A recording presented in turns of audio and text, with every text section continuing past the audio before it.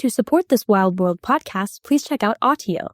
It's an app that gives you amazing stories told by some of the world's best storytellers, such as John Lithgow, Phil Jackson, and Kevin Costner, and it's uniquely curated based on your location. It's a perfect audio travel companion for any road trip or just learning more about a trip you want to take. Click on the link in our show notes for more information.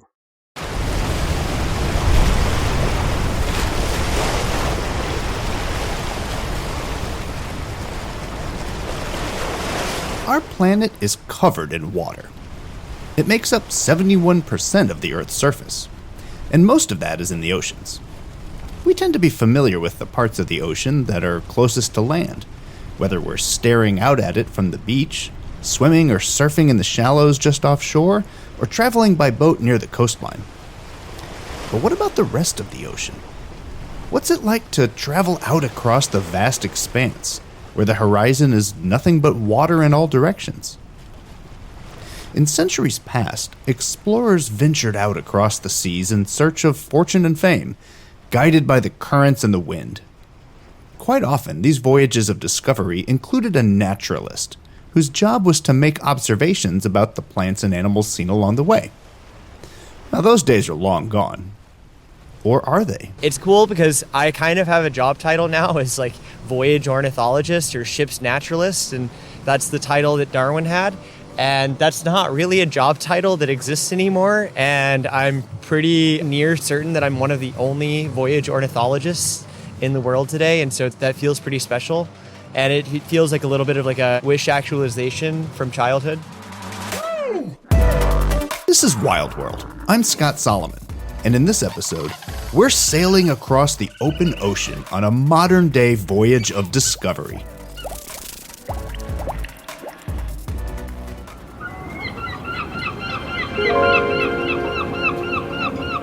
On December 27, 1831, a 90-foot-long brig sloop left the port of Plymouth in southwest England, sailing southwest into the open ocean. Its mission was to chart the southern Atlantic coast of South America, and the voyage was estimated to last 2 years.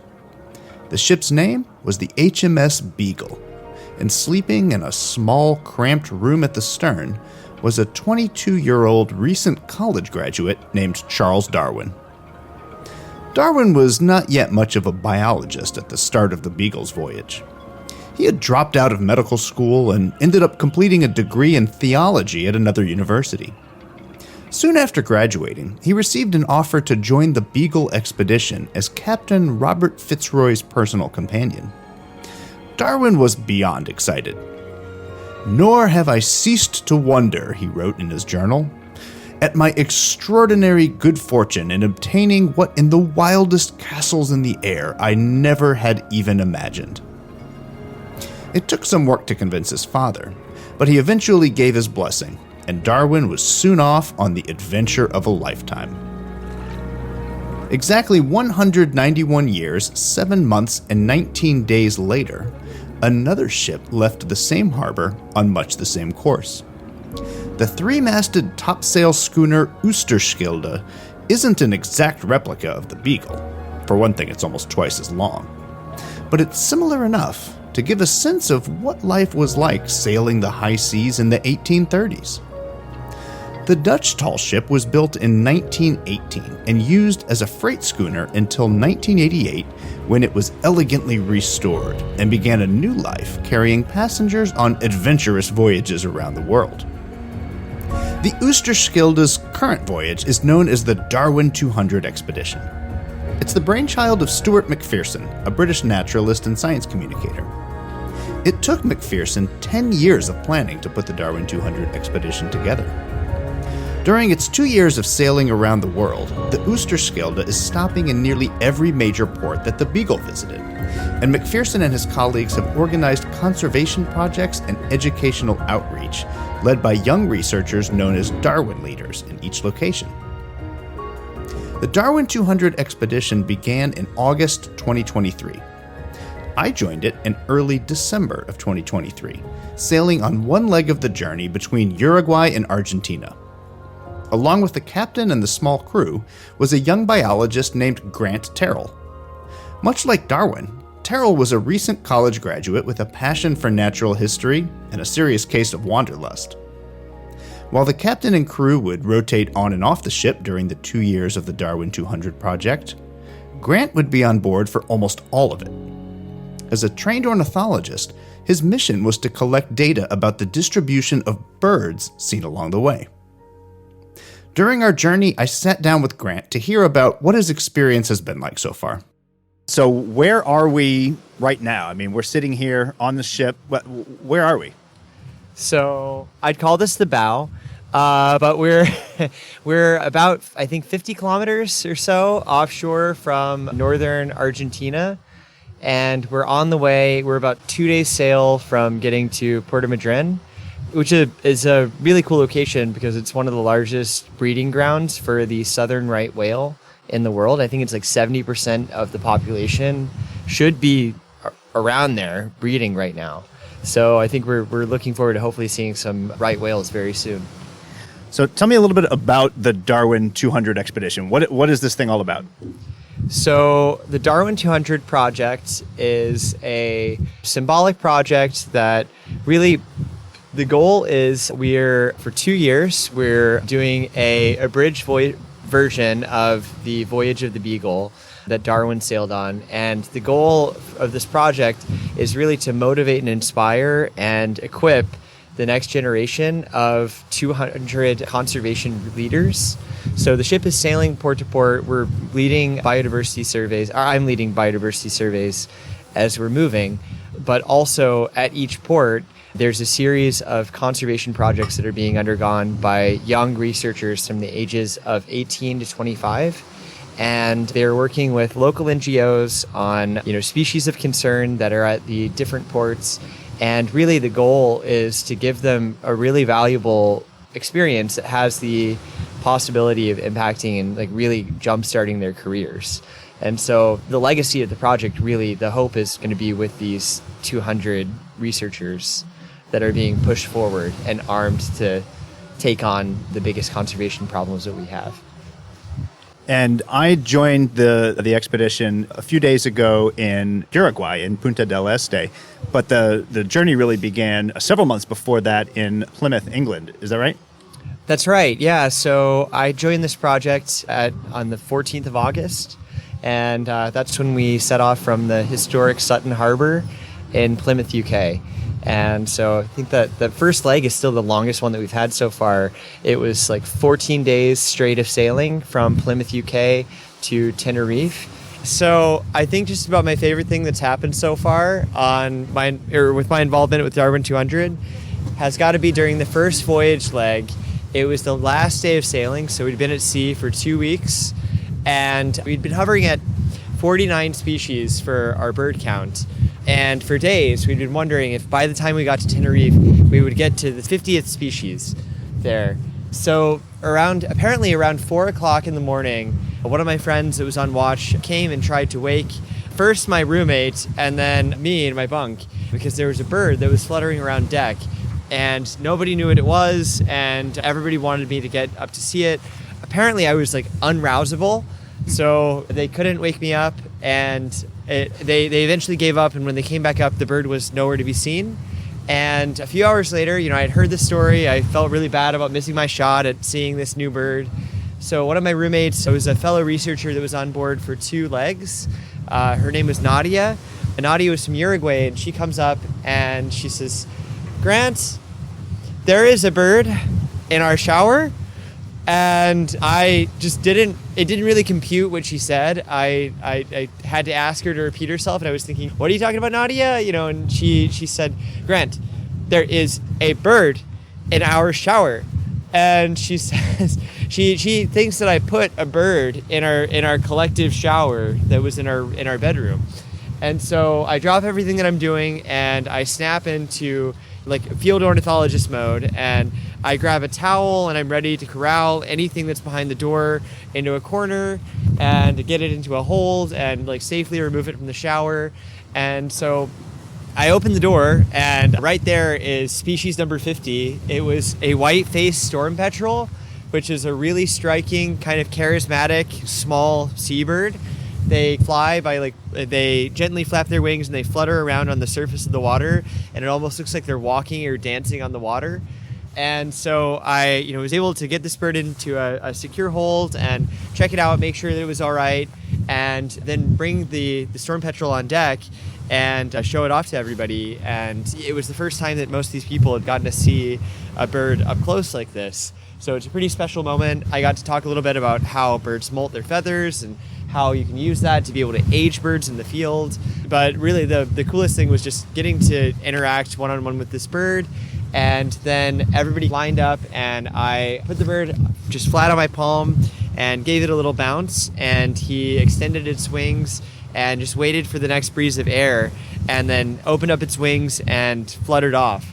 And we have a photo that we got, and in the shot you can see I'm pointing towards the ocean, and in the same shot there's the storm petrel flying over the waves.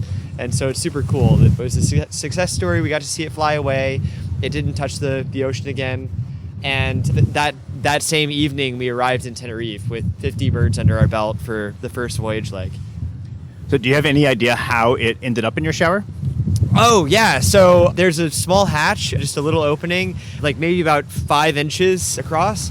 And this bird, of all the places that it could have randomly ended up, it went to go hide in this hatch and tumbled down and directly down below decks into our shower. And not just any shower, it happened to be the shower that was used by the Darwin200 team. So pretty crazy. And so it seems like the bird was okay in the end. Oh, absolutely, yeah. Birds are really hardy, typically, and I mean, they tend to do way better outside of human care than in human care. And this bird didn't have any visible injuries. It didn't have any wing strain. It was perfectly capable of flying. It just, was a little confused and fell down into the shower. Always good to have a happy ending. Absolutely, yeah. We saw 50 species of birds just in that first leg. We're now 3.5 months later. We're sitting at 330. This morning it was 334 species of birds. We just got the 334th this morning. And we can thank Brazil for a lot of that. We did a lot of inshore work in Brazil. So I was doing biodiversity transects in the Brazilian Atlantic forest there. I think we jumped up about 140 species just from doing that. So I've seen a little bit of you in action here on board. We're up here, we're sailing, right, on this amazing 3-masted sail ship. And while we're up here, you've got your binoculars out. You're seeing what birds are flying around the ship.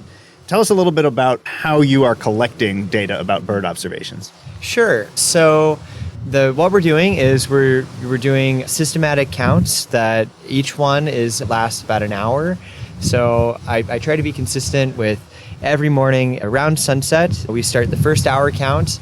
So as soon as I hit go, I start counting and identifying all of the birds that are visible within our line of sight and noting the number of individuals and what species we're encountering. And then at the end of every hour, I will start a new count and we keep going. And so as we're doing that, my phone is logging our GPS location. So we're attaching, all the geoinformatic data with this, and also the date and time that we're observing these birds. So right now we've got about 250 hours of bird counts under our belts. And the counts that we're doing really, it's a drop in the bucket because we're not doing what would be like sea transects where you have a targeted part of the ocean and you're just going back and forth over and over again with a research vessel and you're systematically surveying all the birds that are in a very specific targeted area. That gives you like a pretty fleshed out view of an area. What we're doing is we're following a set route, a shipping route. And the surveys that I'm doing are just passive, and we're trying to document everything that is here to the best of our ability while we're on our set route. But the goal is that this data is data that I'm publishing directly online. So anybody that wants to use this data as part of their larger data set, they will see the data that I've posted, and they will be able to add this data. Like say they're studying great shearwaters or something, they will see all the times that we've encountered great shearwaters during this time, and they'll be able to marry our data with other data and with their own data, and we're helping them get a better fleshed out view of what's going on. Scott, how many other ships have you seen while we've been out here? That we've been sailing. Cargo ships. Yeah, I mean, so the thing is, like, these kinds of seabird surveys in the open ocean are not ones that are done very frequently. And when they are done, I mean, you can't really cover very much of an area. And so literally everything that we're publishing is useful, and it's information that people otherwise wouldn't have about when birds are where. And that's information that we are providing with our surveys. And we've already had a couple of exciting discoveries, right? I mean, yesterday in the evening, tell us about what showed up. Yeah, so the bell rang for dinner, and I had already finished my last count for the day, and the sun was setting, and we were all heading down to go eat dinner downstairs. And then a booby flies right between two of our masts and lands on one of the yard arms. And we're just sitting there looking at this brown booby, and none of us has seen a brown booby since we left Rio, and we're more than 1,500 miles. We're a long ways from Rio. We're well south of where these birds should be. That's the gigantic... Oh, we've got that's a really, really big see the albatross. white on the back? Yep. While we were talking, Grant suddenly spotted a bird flying above the waves near the ship. He jumped up, grabbed his binoculars, and ran over to the port side of the bow to take a look. That's the Royal Albatross. So exciting. Several of the other passengers on board saw the albatross too, and some of them were able to get photos that could help Grant to determine what species it is. There are 22 species of albatross, all of which spend much of their life out at sea. These birds are exceptional flyers, with wingspans up to 12 feet across in the largest species. They're such efficient flyers that they can glide for hours without flapping their wings by taking advantage of the air currents just above the waves. We've seen several already, but the one that Grant has just spotted is noticeably larger than the others. He thinks it might be a royal albatross, a species they haven't yet encountered on their global journey.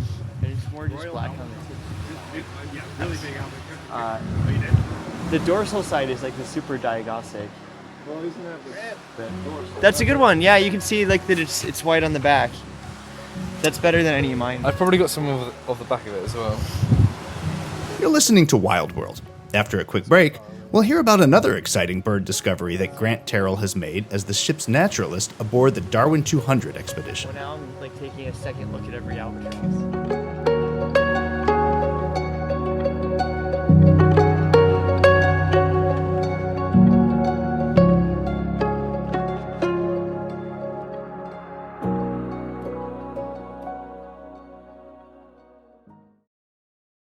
Hi, I'm Scott Solomon. You know, as a scientist and world traveler, I spend a lot of time on the road. And I wanted to share with you an app that can make that time more exciting, educational, and more interactive than your typical audiobook or podcast. Except for this one, of course. It's called Autio. That's Autio. And what it does is it uses GPS to follow your location, and then it gives you audio stories about the places that you're driving by. These stories are told by some of the best storytellers out there, like John Lithgow, Phil Jackson, Kevin Costner, and many others. The stories are short, usually about 3 to 5 minutes long, and they play for you as you drive. Or, if you prefer, you can plan a road trip and then find stories about those places to inspire you before you leave. And Autio's library of stories celebrate every voice and perspective. Rooted in curiosity, the storytelling embraces the diversity of cultures, people, and places that you discover along your travels, just like we do here on Wild World. Stories are updated and added every week, so no two journeys are ever the same.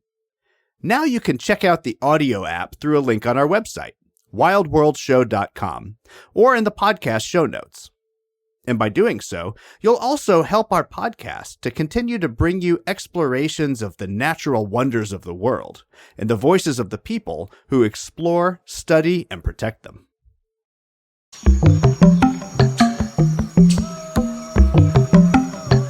This is Wild World. I'm Scott Solomon, and I joined the Darwin200 expedition in December 2023 as it sailed from Uruguay to Argentina. I'm speaking with the voyage ornithologist, Grant Terrell.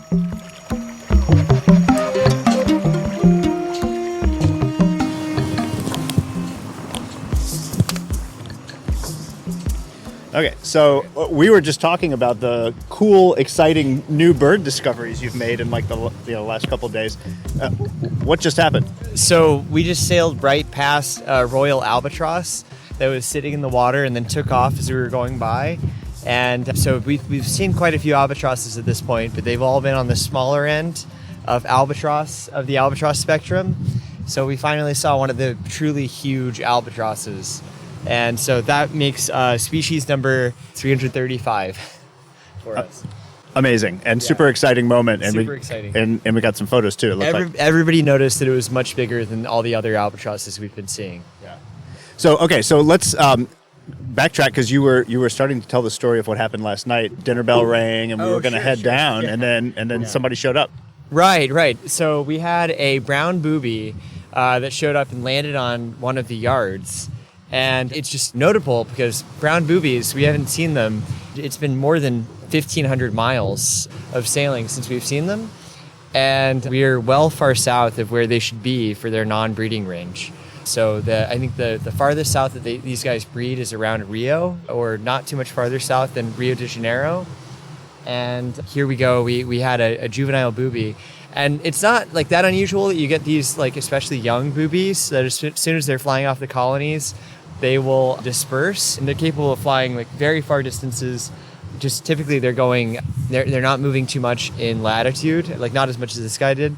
But we had them when I worked in Ohio. We had a brown booby that showed up in Ohio, and they shouldn't be farther north than the Caribbean.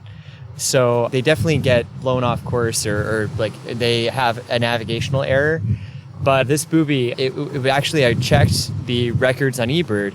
This was the farthest south observation for this species, period. And the next farthest south observation was right around the latitude of Buenos Aires, and we're hundreds of kilometers farther south than this. So we just extended the range of vagrancies for the brown booby, and it was just a chance encounter while we were on the way to dinner last night. So it's a good thing that dinner didn't happen just a few moments sooner. Exactly, yeah. Yeah, nobody saw the booby after dinner, so. And then this morning, there was yet another new observation. Yeah, we added another new species this morning. We had our first giant petrels. So we have decided on the northern giant petrel for the ID for these guys. These guys are like really giant petrels. They're petrels that are the size of albatrosses. And they're pretty nasty. Like you often see them on shore, and they're picking through carcasses. Like they're pretty big, powerful birds with huge beaks, and they can decimate an elephant seal carcass in a few afternoons. It's pretty crazy. So the vultures of the sea. Yeah, absolutely. They're compared to vultures all the time. So clearly your observations here are making scientific data that is accessible to anyone, right? Sure, I mean, you're posting these observations and anybody can access them. Because I am using the same methodology for the 2 years as we're going around. And you could do some work about like transitions of different taxonomic groups, or like even like dietary guilds across like large areas, or, given certain times of the year. So we're, what did you say, 2.5 months in, something like that, to mid-August, and now we're mid-December. So that's 4 months? 4 months in? So 4 months into a 2-year journey. How are you feeling about the massive undertaking at this particular stage? I'm definitely happy that I took this job. It definitely seemed like the right decision. And I am pretty astounded at how quickly this has started to feel normal. That just like the ship is my home. When we're moving, I'm working. And when we get to a new place, I have something new someplace new and interesting to explore. And it's cool. Like we're moving, we're like blasting through the latitudes, and we're getting new species and new environments all the time. And in 4 months, we've gone from an English summer to the equator, the doldrums, to tropical rainforests, to more temperate forests, to now getting like some subpolar species that they're in their summer now, so they're farther north. But we're about to see massive penguin colonies, and it's pretty crazy that we've covered as much ground as we have. It's amazing. I mean, it's super incredible. And something that has to be said about the way that it's being done. I mean, we're not just on any ship here. We're on this amazing historic tall ship that, I don't know, it looks to me like a pirate ship. It's got the square sails. And, Absolutely, yeah. Well, and I mean, I spent most of my childhood just daydreaming about all of these past expeditions of these ships that were with teams of scientists aboard them and going and just documenting wildlife, sometimes for the first time, and bringing back specimens and stories and thoughts and ideas with them, much like Darwin did. And it's cool because I have a job title now as like voyage ornithologist or ship's naturalist, and that's the title that Darwin had. And that's not really a job title that exists anymore. And I'm pretty, I'm pretty near certain that I'm one of the only voyage ornithologists in the world today. And so that feels pretty special. And it feels like a little bit of like a wish actualization from childhood. That's awesome. I could totally see that. And I am living out one of my childhood fantasies here just for the 1 week that I'm joining you. But I can imagine for you, it's just incredible. Yeah. Absolutely. It hasn't gotten old. Yeah. That's good to hear. So you mentioned that this is something that you dreamed about when you were a kid. So when you were young, like what were you interested in? What did you think about being? What did you want to be when you grew up? Sure. I feel like my parents, they loved asking me this question like when they had dinner parties, because it usually I would start spewing fun facts for the next few hours, and I was just a party trick that they like to use. And they would say, "Hey, Grant, say something about the Titanic," or "Hey, Grant, talk about dinosaurs." And I grew up in the Jurassic Park generation, and so I feel like I always had a really good memory, and I always liked being able to like learn the classification of dinosaurs and remembering how to ID all of them. And I mean, that's something that it seems like a pretty natural transition to go from that to being a bird researcher. And I mean, here I am just using the same kind of tools that you would use to ID dinosaurs in a toy box to IDing birds from a sailing ship. It's the same thing.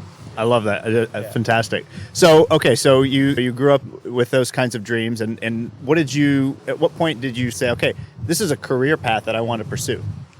I think I was never really practical when it came to considering options for careers. I rotated between being a historian or trying to work at a natural history museum, or for a while I thought I wanted to be a paleontologist. And like these were always things that it was just getting to keep investigating at a more professional level, like my childhood interests. And it rotated. Like I feel like you'd ask me in a different year and I'd have a different direction for where I wanted to go. But it was always one of these. It was never wanting to be a lawyer or anything like that. That was more practical and maybe would make my parents a little bit more relaxed about my direction. But by the time that I was finishing up high school, I had already been taking like university level courses, and I really felt ready to find an institution where I could start to work at a natural history museum and get that first experience. And I found an institution, Ohio State University. While I was visiting, I got to visit the Natural History Museum there, and I met one of the curators that worked in the tetrapod division there, and she basically offered me a spot if I wanted to come there. And so I was applying to a lot of other schools, and some of them were a lot more prestigious, but because of that connection that I had there, when I finally got the offer, it didn't really take me very long to decide. And I had my first day of employment at a natural history museum before my first day of undergrad.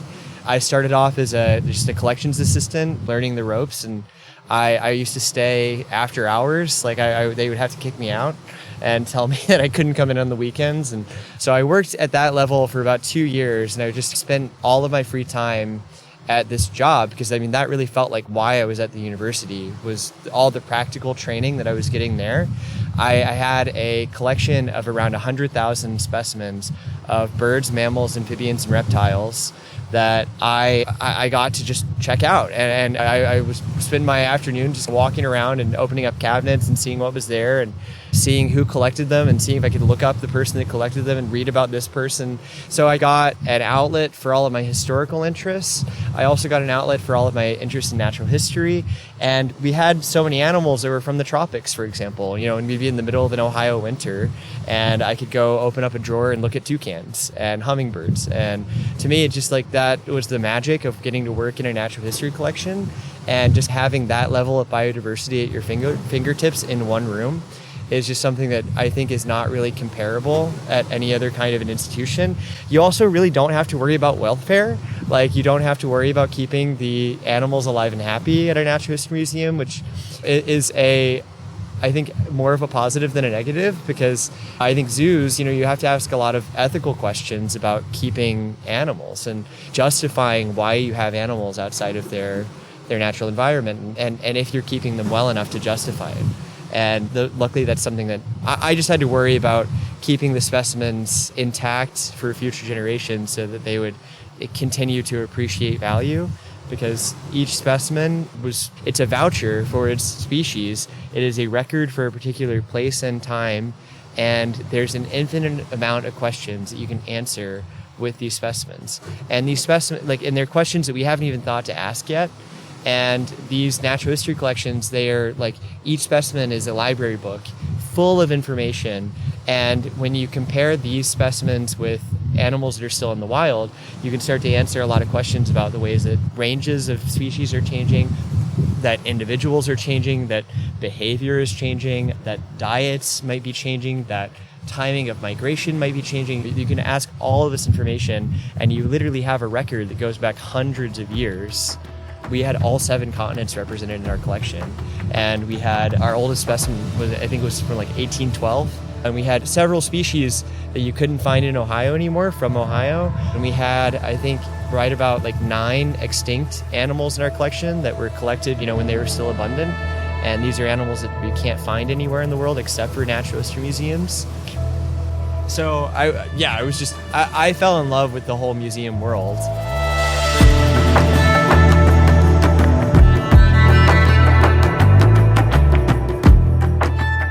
This is Wild World.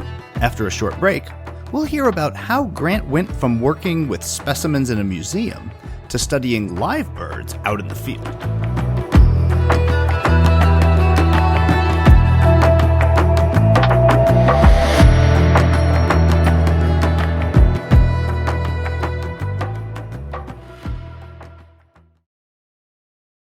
To support this Wild World podcast, please check out Autio.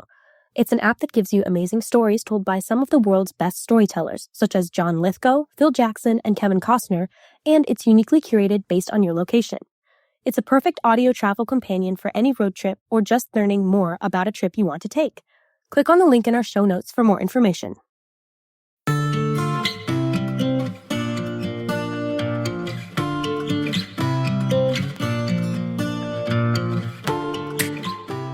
This is Wild World. I'm Scott Solomon, and I joined the Darwin200 expedition in December 2023 as it sailed from Uruguay to Argentina.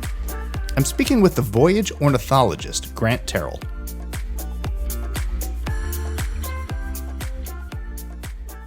I wanted to ask, working in a museum is, as you said, it's like a library, and there's so much information that's there. But at the end of the day, that collection comes from people going out in the field and collecting the specimens. Absolutely, yeah. And so, do you remember your first chance to go and do field work? Yeah, so I think the big transition for me was while I was working at the museum, I was still going out and bird watching on my own. And I really loved that, and I loved being able to seeing birds in the wild, and this was the transition for me. So I was kind of happy just plateauing where I did here. I had all the independence in the world. I was directing my own projects. I was working under a new curator, but she was still very hands-off and let me do all of this stuff. And I mean, she was more of handling all of the hard work, like grants and funding and keeping our doors open. And I got to do all of this still. But then when the pandemic hit, and we weren't allowed to go into the museum, there was a question about if the funding for my position was still going to be there. And I was told like, hey, it's going to dry up in a couple of months. And so I went back and I took the minimum number of classes that I could to finish undergrad. Actually, I only ended up graduating with a degree in history because it took fewer classes just to complete that degree, and then start applying to grad programs that would allow me to work in the fields. But in the meantime, I actually took my work home. So I turned my freezer into a specimen prep freezer. I was still going to the wildlife hospital. I was picking up as many specimens as I could fit into my freezer and then doing prep from home during the lockdown. My dogs were super interested in all the weird smells that were coming to the house. Luckily, like my partner at the time was like very accommodating and allowed this, and it was just like part of the price of admission for being with me. My reading really had started to shift from Tales of the Museum to it's this time where like none of us were able to travel, and we all just felt so isolated, and our worlds got all of our worlds just got so small. And so I went from having access to the whole world in this one room to it literally just being like my home and my freezer and my books. And I think I coped by reading about all of these past expeditions. For example, like Alexander von Humboldt or Wallace's work in the Malay Archipelago. I was reading about Nathaniel Philbrick's Sea of Glory is a great one about the United States exploring expedition. And I was reading about these past expeditions, and I also got in, like in the pandemic, I got into watching Survivor, which is just kind of like travel fantasy, I feel like. And I feel like it was a combination of those and just like thinking back to my experiences that I had in the tropics and really wanting to shift and move from where I was in an unstable position at the museum. And also it was not a dead-end position that I wanted. I mean, I had exhausted the opportunity that I could get out of this position. So I started to look at programs that would diversify my resume and give me a lot more field experience working with live birds. So I got in contact with Tulane University, and there was a PI there that, I'd be paying for it, but I could do a master's and get a field project working in Ecuador. And all I cared about was that it was a ticket to Ecuador. And in 2021, when most of us were just really excited to go anywhere but home. And so I took that, I got into the program, and then I went and I spent 3 months doing field work in the Choco in northwest Ecuador. So I was working in a really highly fragmented system, and it was cool because I kind of got to apply a lot of like the island logic that I had been working with, trying to design my dream project, working in islands, and a lot of that really applies for working in forest fragments. Island biogeography is just 21st century biology because we don't really have complete systems anymore. And it's I guess the ocean is probably one of the only places we can still get that, weirdly enough. I didn't end up sticking with this project because I realized that there were other programs still that would allow me to do something that was closer to my like true interest, and that I always really dreamt of getting to work in the South Pacific. And Papua New Guinea had always been on the top of my list of places that I wanted to go. I mean, I read about David Attenborough's like Zoo Quest adventures in New Guinea when I was a kid, and I like read it over and over again when I remember listening to the audiobook over and over again while preparing specimens at the museum and thinking about David Attenborough in New Guinea throughout most of my adolescence. And so I ended up reaching out to another PI while I was still in Ecuador. And it was funny because my like partner and dogs at the time were in Ohio. We were all planning on moving our lives to New Orleans. And I'm here in Ecuador, and I've got about 3 weeks left in Ecuador. And I'm messaging somebody that lives it's a PI in Florida. And he's just basically like, oh, you seem perfect. I really, I'm really interested in your line of work. You seem like, ideal student for me. I can't promise you anything, but like, why don't you move down to Gainesville, and I'm sure we'll work something out. And so I had no guarantee whatsoever. That's a big leap of faith. It was a huge leap of faith, and I was still in Ecuador. And so I got back from Ecuador, and then we had, I think, like a week and a half before we moved, and then we moved to Gainesville, and then I applied and I got into the program. And I also got hired just to work for the lab, basically doing my pre-PhD work for a year and a half before starting the program. So I was paid just to do work that was pushing me forward anyway. So that's where I was trained in doing field work there. It was really good, like impactful training. It's also where, I realized that I had a tendency to want to study animals and places that we know very little about. Like there's just something about that like really attracts me to it. And I think part of it is the connection with this kind of old school natural history. And it's actually one of the reasons that I didn't stay with the program that I'd selected. What I wanted to do was something that to me felt like more impactful. So there's one species of bird that was here in the Choco, and it's a bird that we knew almost nothing about. They're endangered and they're disliked. And so it's a bird called the rufous-headed chachalaca. Chachalaca means chatterbox. They're really loud. So whenever you hear them foraging, you usually hear them going like cha-cha-cha, cha-cha-cha to each other. And the Choco is so disturbed and so transformed. I think it's less than 5% of the original forest cover is left in the Choco in Western Ecuador. And because of that, even hardy species like this chachalaca are being phased out. We know so little about them. We don't know if the remaining population in the wild is 600 or if it's 6,000. We don't even know the order of magnitude there. And there's nobody currently working on them. So, and we also know nothing about them. We know nothing about what are their habitat requirements? What are their home ranges? How often do they breed? When do they breed?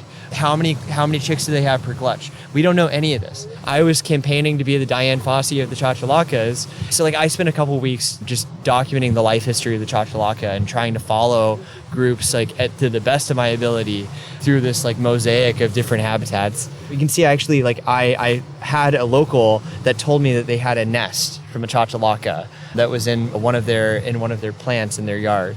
And so I actually harvested the nest and found a way to get it into a backpack, and I brought it back to the field station. We donated it to the museum in Quito there. And it's the only specimen of a chachalaca nest. That's crazy. That's really cool. I don't know what crucial information they're going to get from that, but that to me, it was just, that was my museum brain. It was we have to collect it. Yeah, you don't know what information people in the future might get from it.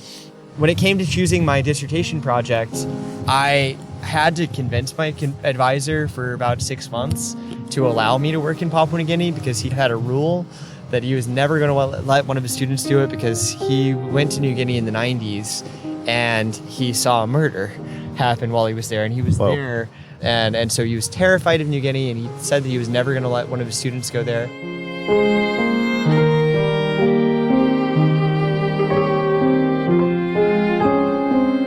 You're listening to Wild World. After a quick break, we'll hear how Grant Terrell got the opportunity to spend 2 years sailing around the world as the voyage naturalist on the Darwin200 expedition.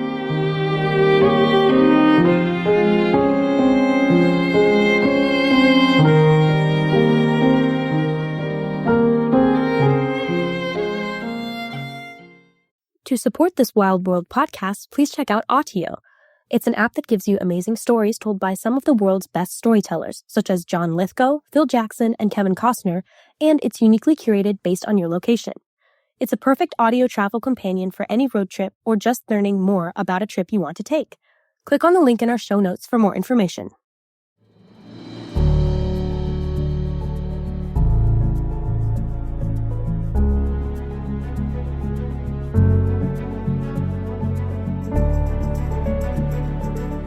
This is Wild World. I'm Scott Solomon, and I had the opportunity to join the Darwin200 expedition in 2023 thanks to the Explorers Club, an organization dedicated to the advancement of field research, scientific exploration, and resource conservation. As an evolutionary biologist, I was excited to get a glimpse into some of the things that Darwin experienced during his journey aboard the Beagle, which helped inspire him to develop his theory of evolution. My leg of the voyage began in Punta del Este, Uruguay. On the very first night, I had one of the most incredible experiences of the journey. Each of us had been assigned to a team that would take turns on watch, meaning that we would help with whatever needed to be done, whether that meant steering the ship by standing at the big wooden wheel and keeping our compass heading, or pulling on ropes to adjust the sails, or climbing up into the rigging. My team had the first night watch, but I was feeling seasick, so I was laying down inside the cabin and trying to rest. But suddenly around 11 p.m., my watch teammate Roger came down and said that there was something that I just needed to see. I forced myself to stand up and made my way out onto the deck. It was pitch black and windy, and the ship was tossing about in the swell. It took a few moments for my eyes to adjust to the almost complete darkness. Once they did, I noticed the blackness of the sea was interrupted everywhere by whitecaps that were churned up by the waves. As my eyes continued to adjust, I realized that the whitecaps were glowing. Despite the cloud cover blocking any starlight, I could easily see all the way to the horizon. Looking back behind the ship, I could see our wake was also glowing with the same white light. I had seen bioluminescence before, but never quite like this. Our captain said he had never seen anything like it either. But Darwin had, and in the exact same location. He wrote about it in his Beagle diary. He said, "While sailing a little south of the Plata on one very dark night, the sea presented a wonderful and most beautiful spectacle. There was a fresh breeze, and every part of the surface, which during the day is seen as foam, now glowed with a pale light. The vessel drove before her bows 2 billows of liquid phosphorus, and in her wake she was followed by a milky train. As far as the eye reached, the crest of every wave was bright, and the sky above the horizon, from the reflected glare of these livid flames, was not so utterly obscure as over the rest of the heavens." Darwin wasn't sure about the cause of the bioluminescence, but we know more about it today. Bioluminescence in the sea is typically caused by microscopic algae called dinoflagellates, relatives of the algae that live symbiotically inside corals and certain other marine invertebrates. We stood there in silence for a while, just watching the sea glow. It really felt like we were experiencing the world as Darwin had. And for a while, I forgot about my seasickness. By the time I began my conversation with Grant several days later, I'd gotten my sea legs and was feeling much better. Now, thanks in part to the wonders of modern medicine. We had been speaking out on the deck, but the weather soon took a turn for the worse, so Grant and I continued our conversation below deck in the salon. So we've moved inside the ship now. It was getting a little windy and choppy, and now we're in this sort of wood-lined salon with all these brass rails, and it's really cool. Yeah, it's been restored, I think, to look 1918 style, but it was done in 1988. But it was done really well. I think I had talked about how I had spent a lot of time reading about the sixth mass extinction, and I mean, like Elizabeth Kolbert's book was really influential on me in high school. I mean, I must have read it 20 times, and well aware that we were in a biodiversity crisis. And I think that's one of the things actually that drew me to working in a natural history museum, because it's almost like getting to imagine the worlds that these specimens came from as worlds that don't exist anymore. And it's worlds that were much more wild than the world that we have today, where we had like greater prairie chickens like all through central Ohio, things that you don't have today. It's clearly there in the specimens, and it was there 100 years ago. And so I think when I was given the option of, if you could design a project anywhere in the world, how would you want to spend your time? And I feel like for me personally, it was, I want to go somewhere that feels wild. Like, I want to go somewhere that feels like it's like one of those, I just spent 4 months in a highly degraded area and saw what was left. I want to go somewhere where it feels like there's still mystery and where it feels like there's still wilderness. And there's very few places where you can do that. And there's very few places where you can do like old school natural history, like what David Attenborough was doing in the 50s, like what, Ernst Mayr was doing in the 30s. Like so I had all of that in mind. I also had this huge interest in getting to work on islands, and I wanted to go to a place with really cool avifauna. And so it didn't really take that long, considering different locations, before Papua New Guinea rose to the top of my list. Papua New Guinea is notoriously really dangerous and really difficult. And so because of that, I had to convince my advisor, like, one, that I could find a way to make it safe and affordable, and two, that like the science was worth the risk. The question that I developed, I thought, was very Darwin-esque. So I wanted to do the old school exploration, and I wanted an excuse just to get to like survey the biodiversity or the avian biodiversity of these islands. But like my scientific question that I wanted to test to justify going there had to do with island biogeography. So I was really interested in the volcanic nature of this archipelago. It is one of the most like densely volcanic areas in the world. Just in this little archipelago, it's close to 20 active volcanoes that have been active in the last 500,000 years. And I'm talking about like Krakatoa level eruptions. Like this is like global cooling level eruptions, completely wiping an area clean, full of for the forest, completely wiping it of all of the avifauna. And I think that that's going to have a huge impact on the way that communities are structured on these islands. So the question that I wanted to test was, is volcanism influencing the evolution of dispersal ability of birds in these islands? So I wanted to look and see if there's a statistically significant difference in dispersal ability of bird populations that are present in this ring, for example, versus on this slope over here, where this is all really sheltered and we have no active volcanoes on the southern slope of New Britain over here.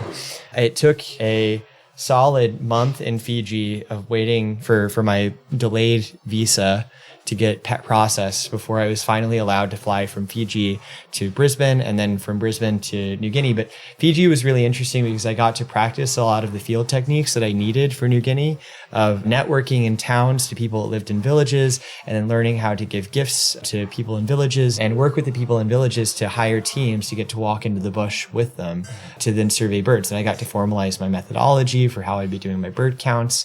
And so Fiji offered me a lot. I think I became, in the 4 weeks that I was there, I became one of the top 10 birders on eBird in Fiji for number of species and number of checklists submitted. And so that was pretty cool. I think I saw like 64 species or something while I was there. So, I mean, there are some iconic birds that are known from here. It's just that they're not birds of paradise. Yeah. But that was water. Oh, we just got a wave break over. As we were talking, a huge wave broke over the deck of the ship. It was a good thing we had moved inside. The wave reminded Grant of another treacherous boat ride he had been on during his field research in Papua New Guinea. And so this boat was overpacked, and then we're looking, and that night we're supposed to leave. They keep delaying. We delayed like 6 hours past when they said they were going to leave finally. I'm starving and like sleepless and everything. And then we're seeing that the weather is starting to deteriorate in the channel here. Like it's getting so windy and so rough that there are like white caps in this channel that's usually really isolated. And the guys are starting to hesitate, and they're like, I don't know. I'm starting to think like maybe we wait for the morning. It's not going to be good. We don't go now. So we wait here. We wake up in the morning and I'm like, okay, it has to be this morning. We got to go. And I push them a little bit, and they're like, it's still looking pretty rough out there. And then they go, and we leave, and it was one of the most terrifying boat rides that I've ever done. We crossed this like 25-kilometer gap of open ocean, and this boat was like cascading up and down the waves. There were waves breaking over the boat. Every single one of us was bailing. We had like broken water bottles that we were using, and we were all throwing water out. I was on my back, holding on because we were like just crashing around the entire time. Like the boat was going up and down the waves. And these guys like are so used to taking these kinds of risks. And that's something that people told me. It's like, this is New Ireland. This is New Ireland culture. People live on these 12-foot boats. Like that's their life. They go from island to island on these boats, and they're very comfortable with them, and they take risks. My baggage was somewhere in there, and we had like 6 people in this boat. And so somehow we make it. Like the whole ride took like 2 hours in these conditions to do this. But we made it, and I was terrified the entire time. I get to this hotel, and I'm like, well, I'm not going to have a reservation. Like my reservation was for like a week ago. Yeah. And I don't know what they're going to do for me and like what's going to happen. And I'm like checking in and like talking to these people. And I haven't seen another foreigner at this point in like maybe a month and a half or so at this point. And I turn around, and there's Stuart McPherson standing right behind me in line. He's also not seen another foreigner since he's been there. And he's thinking to me, he's like, oh, are you a tourist? And I'm thinking, and looking back at him, and I recognized him from his Britain Treasure Island series, which I was obsessed with when I was an undergrad. I watched that over and over again. It was part of like me getting into islands, the romance of doing all the island hopping, and that series is also the perfect mix of like history, natural history, travel log, zoology, all the things that I love. And so obviously I loved that series, and I was a big fan of his, and he was flattered that I recognized him, and he was there because he owns a travel company, Redfern Natural History Expeditions, and he like regularly will take groups of tourists to these like far-flung areas and just go sightseeing. And so he was there to look at, he'd never been to New Ireland before. He was there to look at sites to take his tourists later that year. And so he was very interested in thinking I'm a tourist, like what I was doing there. But then we hit it off, obviously, and then he invites me to join him for 2 days going down the island looking at some of these tourist spots. So I joined him down. We spent 2 days together, and it was while we were in New Ireland, like halfway down the island, and we were at some guest house. And we'd already been talking, I'd been nerding out with him for more than 24 hours at this point. And then he tells me about this project that he's been working on for 10 years, where he's redoing the voyage of Charles Darwin. And I'm like, what? And then he invites me to, at first, just to join some of the legs, just to come along. And then he says, you could be a Darwin leader in some of these places. I think you'd be the ideal candidate. You're exactly the kind of thing that I'm looking for and trying to showcase to these people. And then it was months later that he had a unique funding opportunity where a sponsor was willing to pay the spot for 2 researchers to be on the ship full time. And it was October of last year. Stu offered that position to me, and he was like, well, I can't think of anybody else to give this to. And he was like, would you like to use this to do a global seabird survey? And like, you could craft it and write this and do whatever you want. So that's how I met Stu and got involved with this project.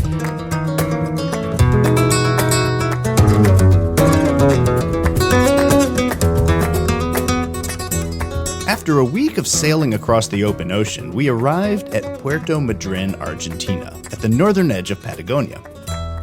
After a couple of days of exploring the area, it was time for me to fly back home. Grant and the crew of the Oosterschelde spent a week in port as the ship stocked up on supplies. In the meantime, 4 Darwin leaders arrived from Brazil, Argentina, and the UK to conduct conservation projects focusing on endangered birds and pumas. Before long, it was time for the expedition to continue on its way, tracing the route that the Beagle had followed nearly 200 years earlier. They made stops in the Falkland Islands, the coasts of Chile and Peru, and of course the Galapagos Islands. From there, they headed west across the vast expanse of the open Pacific, stopping in places like Easter Island, Tahiti, Fiji, and then Australia. From there, the Oosterschelde turned around and headed east, beginning the long voyage back to England. It's scheduled to complete the round-trip voyage on July 20th, 2025. As of February 12th, 2025, which happened to be Darwin's 216th birthday, the ship had just rounded Cape Horn. Grant sent me a note to let me know that after 800 hours of bird surveys, the species count had climbed to a total of 578 species. You can learn more about the Darwin200 project and follow the Oosterschelde on its global journey at Darwin200.com and on social media using @Darwin200. There are also free educational activities and resources shared live each week that are designed to inspire children's curiosity and passion for learning. Check them out on their YouTube channel called The World's Most Exciting Classroom. We'll have links in the show notes as well. This episode of Wild World was produced by 3Wire Creative. That's it for this episode. I'm Scott Solomon. Join me next time as we explore another part of our wild world.